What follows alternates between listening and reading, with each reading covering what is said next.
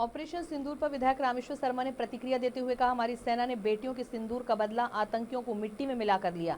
देश की जनता ने जो चाहा था, देश की तीनों सेना, वायुसेना, थल सेना और जल सेना ने मिलकर जवाब दिया। भारत के प्रधान सेवक ने कहा था कि जिन आतंकवादियों ने भारत के नागरिकों को धर्म पूछकर मारा है, उन्हें मिट्टी में मिला देंगे। आज भारत की सेना ने दुनिया को बता दिया कि हम अपने नागरिकों की, अपने देश के प्रति हमेशा तैयार और सजग हैं।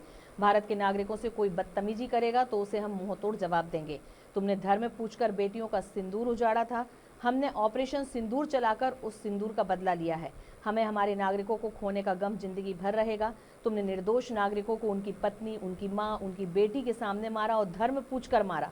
अब यह ऑपरेशन सिंदूर इस बात का जवाब है कि यह सिंदूर इतना स्वाभिमानी और इतना ताकतवर है, यदि यह शपथ ले ले तो दुर्गा और चंडी बनकर बोलता है।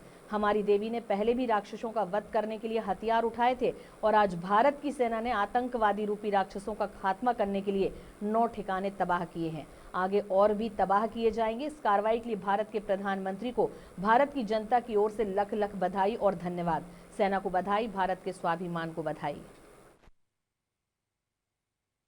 जो चाहा था भारत के सैनिकों ने, भारत की तीनों सेनाओं ने, थल सेना, वायुसेना और जल सेना, तीनों सेनाओं ने मिलकर जो जवाब दिया है, वो भारत के प्रधान सेवक ने कहा था कि आतंकवादियों, तुमने जो भारत के नागरिकों को धर्म पूछकर मारा है ना, मिट्टी में मिला देंगे। आज भारत की सेना ने दुनिया को बता दिया, हम अपने नागरिकों के प्रति, हम अपने देश के प्रति हर हमेशा तैयार हैं, सजग हैं।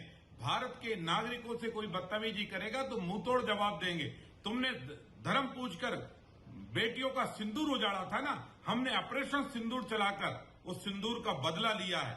हमने हमारे नागरिकों का खोए होने का गम तो हमें लाइफ टाइम रहेगा, क्योंकि जो नागरिक जाता है ना जाने हमारे लिए कितना कीमती था।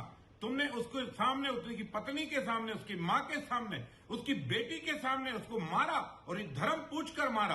अब ये सिंदूर ने इस बात का जवाब दिया है कि ये सिंदूर इतना स्वाभिमानी है, ये सिंदूर इतना ताकतवर है कि अगर ये सिंदूर शपथ ले ले तो दुर्गा और रणचंडी बनकर ये सिंदूर बोलता है।